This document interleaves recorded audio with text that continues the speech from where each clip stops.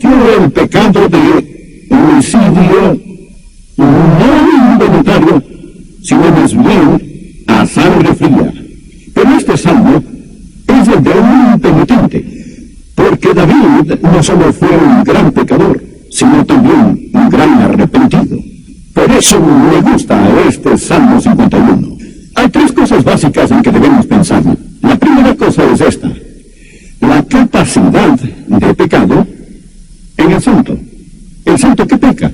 Déjenme decirlo otra vez: la capacidad de pecado en el santo. Lo que quiero decir es que todos tenemos la capacidad de pecar. Cuando fuimos salvados, eso no significó perder la capacidad de pecar. A menudo, el pecado en el santo es una oportunidad inesperada y una debilidad imperceptible. Y al combinar esas dos cosas, caemos en pecado. Y la Biblia dice, si decimos no tener pecado, nos engañamos a nosotros mismos, y la verdad no está en nosotros. Ahora, ya les he dicho que cuando un hijo de Dios peca, si en verdad es hijo de Dios, no por eso perderá su salvación. Pero eso no significa que puede pecar con impunidad. Tan cierto como que al meter la mano en el fuego se van a quemar, si van a pecar, van a sufrir. Años atrás leí sobre un exboxeador que fue salvo. Sentía que Dios le llamaba a predicar, pero en realidad nadie quería darle el púlpito, así que se puso un pequeño púlpito en la esquina de una calle en West Madison, Chicago, y ahí predicaba. Y tenía su congregación que venía, pero también venían sus detractores, y le tiraban huevos, y le tiraban vegetales podridos y frutas. Tenía una pequeña bandera nacional en este lado y la bandera cristiana en otro, y había un policía que vigilaba que la situación no terminara en una revuelta, porque este boxeador era salvo, pero no era todo un santo. En medio de toda esta situación había también un hombre, un pseudo intelectual y cívico, a quien le encantaba venir y molestar al exboxeador y tratar de confundirlo. Y ellos tenían sus pequeñas discusiones que generaban mucho más calor que luz. Pero un día este exboxeador, este expugilista estaba listo. Dijo, tú dices que la Biblia no es verdad. Y el otro dijo, así es pura mentira. Le dijo, bueno, si puedo probar que al menos un versículo en la Biblia es verdad, ¿pedirías perdón? El hombre dijo, sí. Dicho eso, el exboxeador saca la mano y agarra la nariz de este hombre tan bruscamente que empieza a salir sangre de la nariz. Luego se enderezó, abrió su Biblia, Proverbios capítulo 30, versículo 33, y leyó, el que recio se suena las narices, sacará sangre. Y dijo, tienes que admitir que es verdad. Quiero que me pidas perdón. Y añadió todo el versículo de la ley, el que bate la leche sacará mantequilla, y el que recio se suena las narices sacará sangre. Y hoy les quiero decir que tal como se saca mantequilla al batir la leche y sale sangre al maltratar la nariz, si van a pecar, van a sufrir. Que nadie piense que la seguridad eterna del creyente es una oportunidad para estar en pecado. No es así. Si van a pecar, van a sufrir, sea si son salvos o estén perdidos. Ahora, sigamos, no solo en la capacidad de pecado, sino en las consecuencias del pecado. ¿Qué pasa cuando un cristiano peca? Quiero mencionar varias cosas.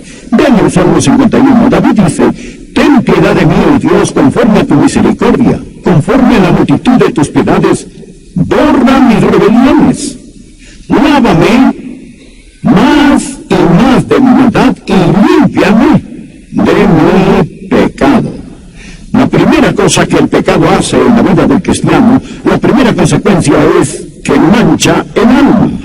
Mancha el alma. David dice, lávame, límpiame. ¿Por qué pidió David eso? Se sentía sucio. No sucio físicamente. Era un rey. Se bañaba en su bañera de mármol. Dormía sobre sábanas de seda. Se vestía como un rey. Pero se sentía sucio, hecho un asco, mugriento.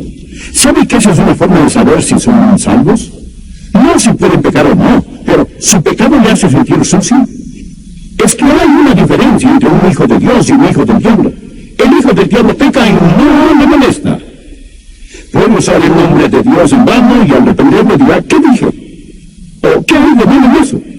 ¿No le molesta el pecado?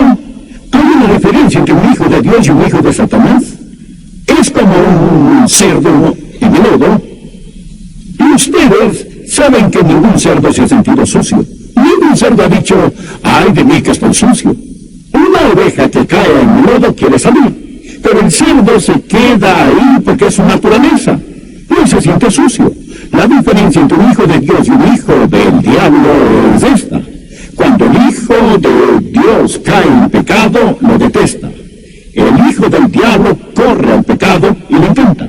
David pecó, pero se sentía sucio, mugriento. Dijo, oh Dios, lávame, límpiame. Acérquense, les quiero decir algo. Si pueden pecar, y ese pecado no les moleste en nada, dudo que jamás han sido salvos. Dudo que tengan el Espíritu Santo viviendo en ustedes. Esa es la primera consecuencia. La segunda cosa que hace el pecado no solo mancha el alma, sino que satura la mente. Fíjense el versículo 3.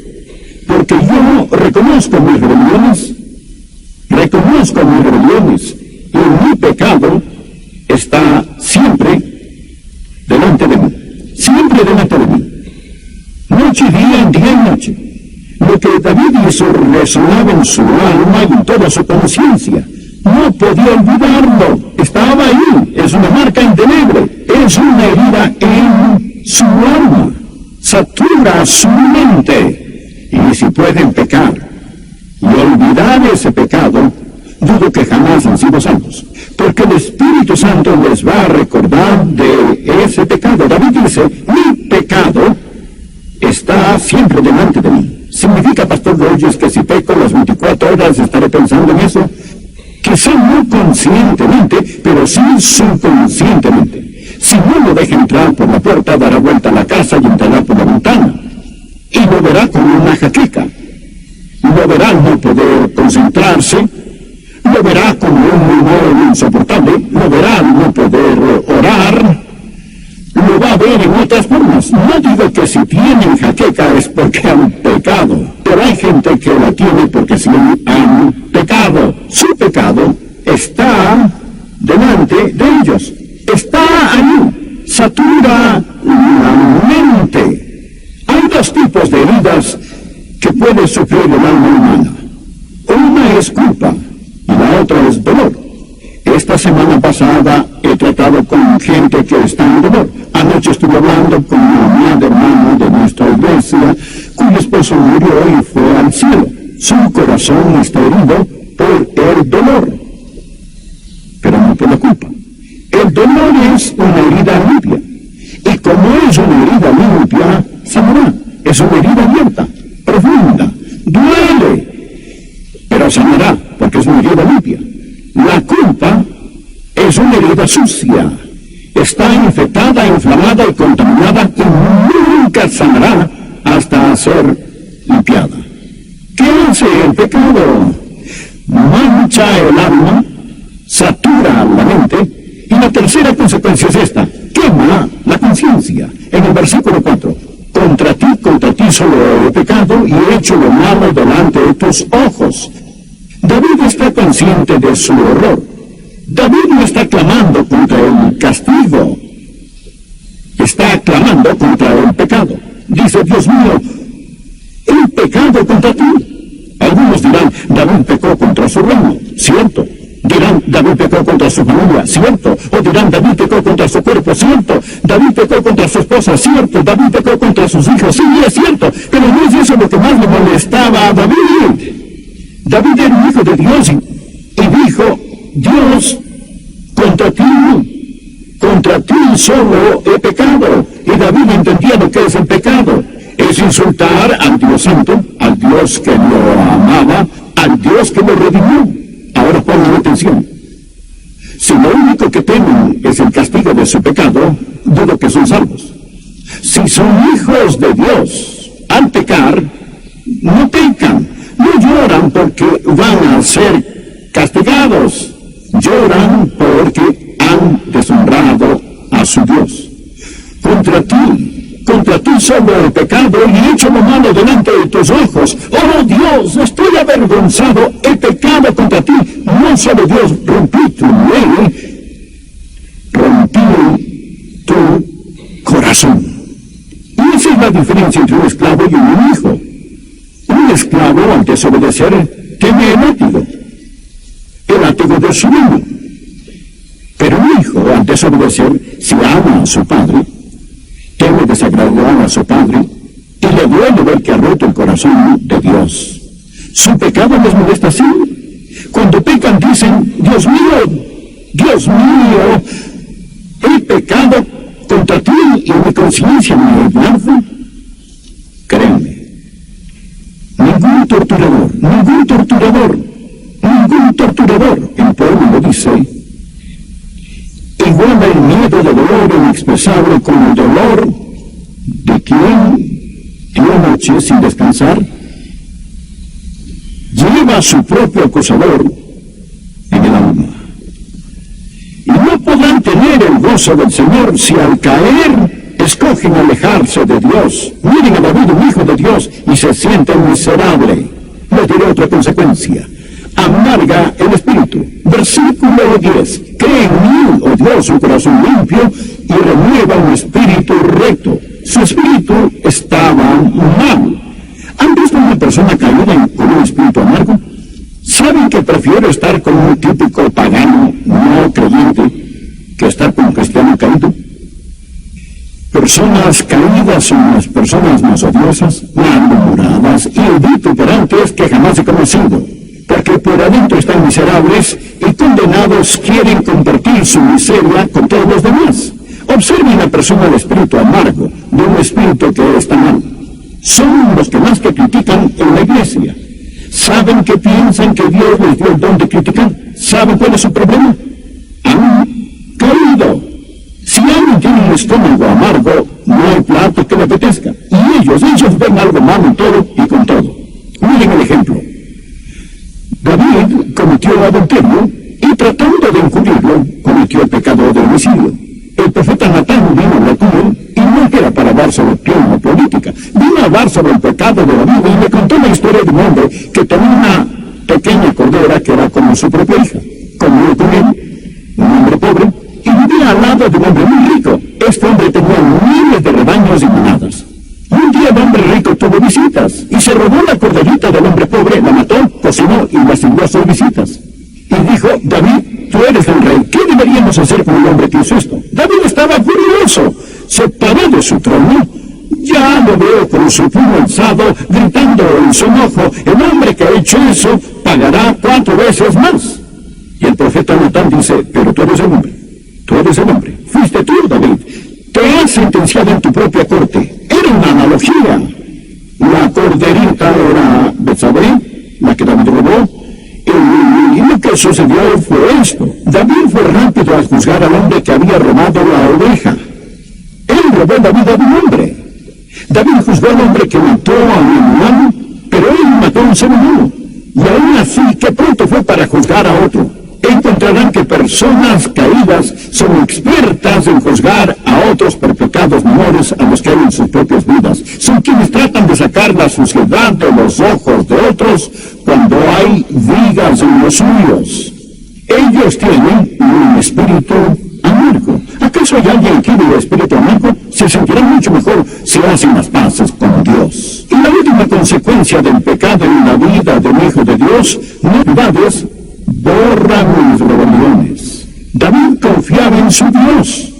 David sabía, escuchen esto, David sabía que para la multitud de pecados había una multitud de piedades. ¿Lo ven? Conforme a la multitud de tus piedades. David sabía que era pecador, pero también sabía que Dios es misericordioso. El diablo les dirá, si han pecado gravemente, el diablo les dirá que ya no le importan a Dios. El diablo les dirá que no tienen esperanza. El diablo les dirá que Dios los ha abandonado. Pero eso es mentira. No importa lo que hagan, Dios nunca dejará de amarles. Amigos, recuerden, le hagan caso al diablo. David confiaba en Dios, y Dios les ama a ustedes hoy.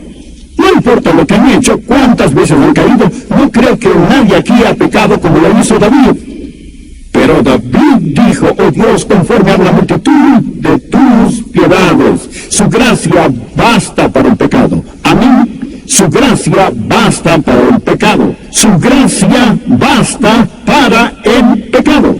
Eso es confianza. Segundo, la confesión. Mire lo que dice en el versículo 3. Porque yo reconozco mis rebeliones, y mi pecado está siempre delante de mí. Contra ti solo el pecado, y he hecho lo malo delante de tus ojos, para que seas reconocido justo en tu palabra y tenido por puro en tu juicio. Esto es confesión.